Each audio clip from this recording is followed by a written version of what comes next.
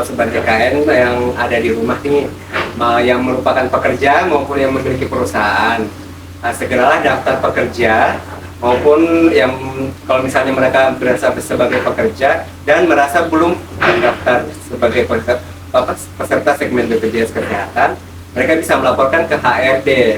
Terus atau kalau memang HRD-nya tidak mengindahkan, mereka bisa melaporkan ke pihak BPJS Kesehatan untuk ditindaklanjuti apakah benar perusahaan itu dia tidak mendaftarkan peserta tersebut.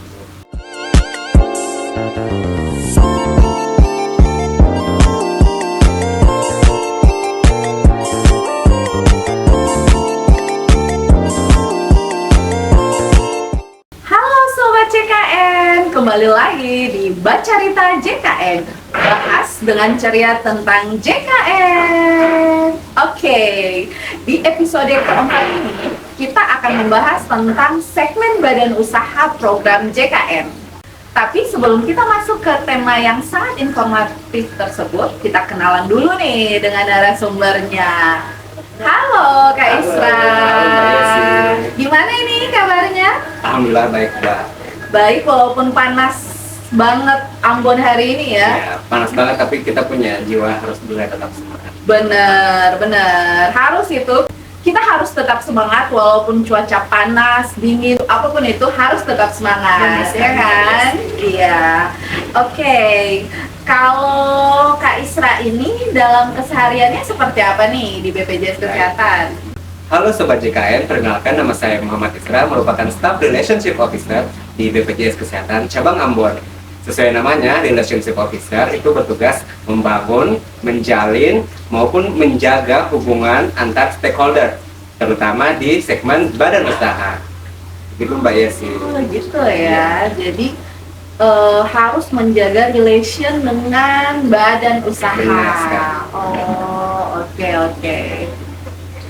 Bicara tentang relation dengan badan usaha nih, ya. Kira-kira segmen badan usaha apa saja yang harus terdaftar di program JKN? Oh, kalau segmen badan usaha sih seluruhnya harus terdaftar ya, mulai dari mikro, sedang, maupun usaha-usaha besar maupun multinasional ya. Selama dia memiliki pekerja dan pekerja itu ada menerima upah tiap bulannya, tetap wajib didaftarkan sebagai peserta program JKN. Oke. Jadi prosedurnya bagaimana tuh Kak Isra untuk badan usaha ini mendaftar sebagai peserta JKN? Baik, untuk pendaftaran segmen badan usaha bisa dilakukan dengan dua cara. Pertama, bisa mengunjungi website bpjskesehatan.go.id untuk mendapatkan informasi maupun mengisi form untuk pendaftaran badan usaha. Yang kedua, bisa mengunjungi kantor BPJS Kesehatan terdekat untuk bertemu dengan Relationship Officer seperti saya maupun teman-teman yang bertugas di kantor cabang masing-masing. Oke, dokumen yang diperlukan apa-apa aja sih yang untuk dibawa oleh badan usahanya? Untuk perusahaan yang ingin mendaftarkan dirinya dan juga pekerjanya, cukup membawa NIB, NPWP, dan juga ada melengkapi formulir yang akan diberikan oleh teman-teman Relationship Officer ketika perusahaan berkunjung ke kantor. Oke, biasanya dalam pengurusan hal tersebut berapa lama tuh waktu yang dibutuhkan? Nah, kalau pendaftaran badan usaha sih, kalau misalnya perusahaan tersebut mendaftar di bulan ini, akan efektif terhitung mulai tanggal 1 bulan depan untuk iurannya bisa dibayarkan kayak sih. Jadi kalau misalnya perusahaan datang ke kantor bulan ini dan melengkapi semua persyaratannya, sudah mencapai dokumen, nanti akan dihubungi kembali untuk virtual account-nya dan bisa mulai pembayaran di tanggal 1 bulan depannya. Jadi berapa lama nih waktu yang diperlukan untuk pengurusan pendaftaran badan usaha tersebut? Kalau misalnya perusahaan sudah melengkapi dokumen, mengisi formulir dan sebagainya, akan bisa mulai dibayarkan per tanggal 1 bulan depan. Jadi proses pendaftarannya kurang lebih 1 bulan. Oh begitu. Jadi ketika dia sudah mendaftar, apakah dia langsung aktif atau masih menunggu atau bagaimana, Kak?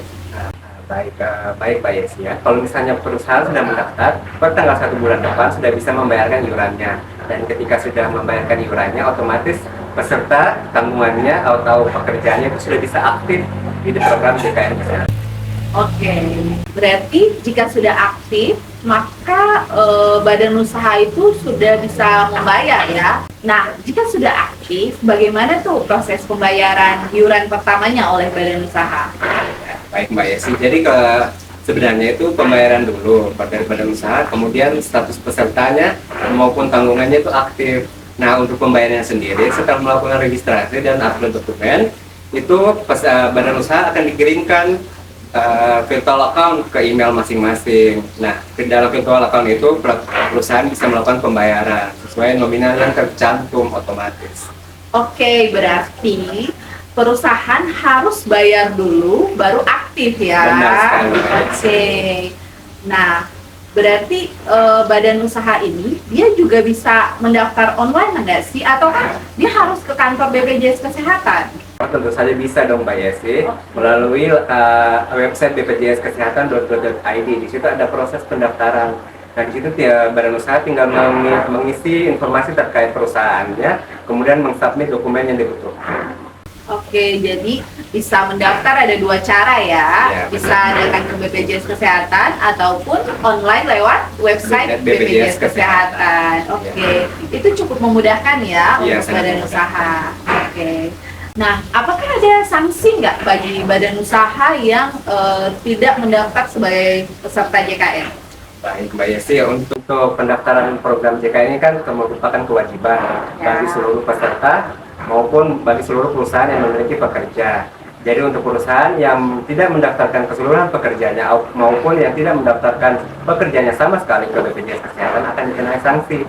Pertama itu ada teguran tertulis, biasanya itu dikirimkan oleh Balai Pengawas Ketenagakerjaan. Kemudian akan ada dikenai sanksi administratif. Nah, ketika dua sanksi tadi tidak ditindaklanjuti, maka perusahaan akan mendapatkan sanksi lanjutan, yaitu tidak mendapatkan pelayanan publik tertentu. Gitu, Mbak Yesi. Oke, jadi bagaimana cara dari BPJS Kesehatan sendiri untuk memastikan kalau badan usaha itu sudah terdaftar sebagai peserta program JKN? Baik, bagi seluruh badan usaha yang sudah mendaftarkan, orang otomatis datanya sudah ada di kita terkait profil, data, kontak, dan lain-lain. Jadi kita bisa memastikan kembali apakah perusahaan A sudah terdaftar, perusahaan B sudah terdaftar, apakah dia sudah mendaftarkan seluruhnya atau belum, dan lain-lain. Itu dari data yang sudah kita peroleh sebelumnya. Oh, baik. Jika suatu badan usaha yang sudah terdaftar sebagai peserta JKN, dia memiliki karyawan yang ternyata sudah terdaftar sebagai peserta JKN sebelumnya sebagai peserta mandiri. Nah, bagaimana tuh untuk perlakuannya seperti apa? Baik, untuk setiap anggota peserta JKN itu kan hanya memiliki satu jenis segmen kepesertaan di satu waktu. Jadi ketika dia sebelumnya sudah terdaftar peserta mandiri dan akan dialihkan ke peserta BPJS perusahaan, maka berlaku per tanggal 1 bulan depan setelah dia didaftarkan. Contohnya, si A dia didaftarkan per bulan Desember, maka pada tanggal 1 Januari bulan berikutnya, segmen kepesertaannya sudah beralih ke segmen peserta penerima upah atau PPUDU. Oh, oke. Jadi satu orang itu dia nggak bisa punya dua segmen peserta JKN ya? Iya, benar sekali Mbak Yesi. Hanya Oke. satu waktu di satu orang. Oke, baik. Nah, dari badan usaha sendiri itu kadang-kadang mereka bertanya, apakah mereka bisa memilih fasilitas kesehatan sesuai keinginan mereka nggak? Atau apakah ada batasannya nih Pak Isra?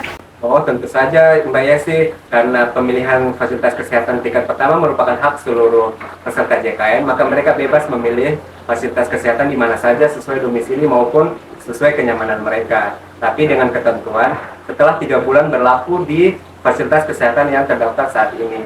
Jadi ketika 3 bulan sudah berlalu, baru mereka bisa memilih fasilitas kesehatan yang baru.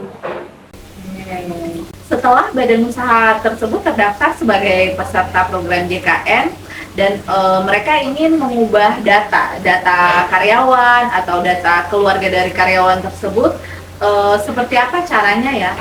Baik, untuk perubahan data perusahaan maupun data pekerja, itu pertama bisa dilakukan di aplikasi namanya aplikasi Edagu. Edagu ini diberikan setiap PIC badan usaha untuk melakukan pendaftaran maupun melakukan koreksi terkait kerja mereka yang aktif saat ini. Kemudian mereka juga bisa mengupdate data karyawan mereka seperti menambahkan anggota keluarga di aplikasi Edagu tersebut. Nah, yang kedua untuk perubahan data perusahaan itu hanya bisa dilakukan oleh relationship officer yang menjadi tanggungan jawab si perusahaan tadi. Jadi mereka tinggal melaporkan ke petugas relationship officer-nya.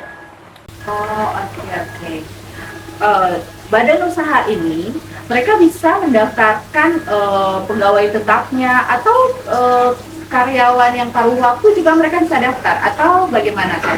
Tentu saja seluruhnya itu Mbak Yesi, karena setiap perusahaan yang memiliki pekerja dan menerima upah tetap tiap bulan wajib untuk dipotong dan juga dijaminkan kesehatannya ke program jaminan kesehatan.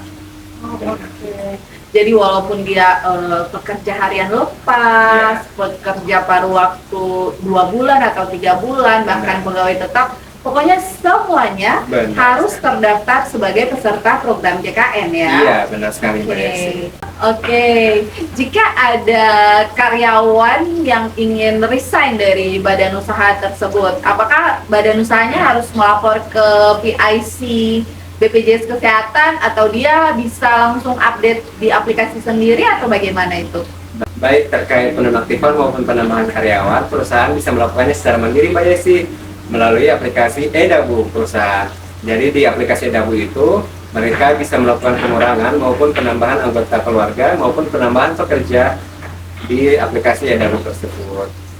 Nah, kemudian mereka juga bisa melaporkan ke PIC BPJS Kesehatan, yaitu relationship officer-nya seperti saya.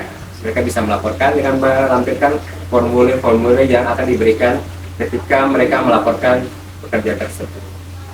Oke, berarti badan usaha ini diwajibkan melaporkan data pekerjaan yang valid dan akurat ya. Harus valid dan akurat data pekerja maupun keluarganya yang dilaporkan ya. Iya, benar sekali Mbak Yesi, karena keakuratan data itu akan berpengaruh terhadap kelas dan juga iuran yang tertagih di perusahaan. Kemudian terkait kelengkapan data pekerja maupun keluarganya itu menjadi hak setiap pekerja untuk ditanggung pekerjaan keluarganya. Jadi dengan melakukan updating lengkap data perusahaan, data pekerja maupun data keluarganya, mereka juga membantu pekerja untuk mendapatkan hak-hak mereka.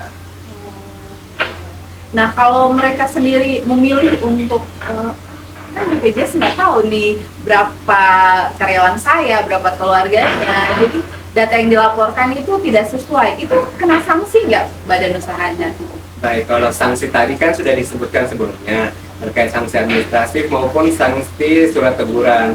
Nah, kita tuh lagi gencar-gencarnya saat ini untuk melakukan pemeriksaan dan pengawasan. Salah satunya bersama dengan Balai Pengawas Ketenagakerjaan.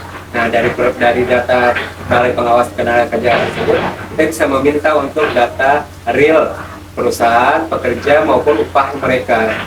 Jadi tidak ada kesempatan bagi perusahaan untuk menyembunyikan pekerjanya maupun upah-upah yang tidak lengkap. Oke, Sobat JKN. Jadi sudah dengar ya tadi bahwa kita tidak boleh memberikan data yang tidak akurat dan tidak valid kepada pihak BPJS Kesehatan. Karena nanti kita juga akan ketahuan bohongnya nih kalau data yang kita kasih tidak sesuai. Dan setelah itu kita akan mendapat sanksi ya, Kak Isra ya. Oke. Waduh, banyak juga nih yang tadi kita bahas dari bagaimana proses pendaftarannya, proses pembayarannya, jika sudah aktif seperti apa, dan bagaimana untuk perubahan data dari pekerja badan usaha tersebut. Nah, kata penutup nih dari Kak Isra, apa nih untuk sobat-sobat JKN? Baik, untuk sobat-sobat JKN yang ada di rumah nih, yang merupakan pekerja maupun yang memiliki perusahaan, segeralah daftar pekerja maupun yang kalau misalnya mereka berasa sebagai pekerja dan merasa belum terdaftar sebagai peserta segmen BPJS Kesehatan, mereka bisa melaporkan ke HRD. Terus atau kalau memang HRD-nya tidak mengindahkan, mereka bisa melaporkan ke pihak BPJS Kesehatan untuk ditindaklanjuti apakah benar perusahaan itu dia tidak mendaftarkan peserta tersebut. Jadi sobat-sobat di rumah harus aware tentang program JKN Kesehatan.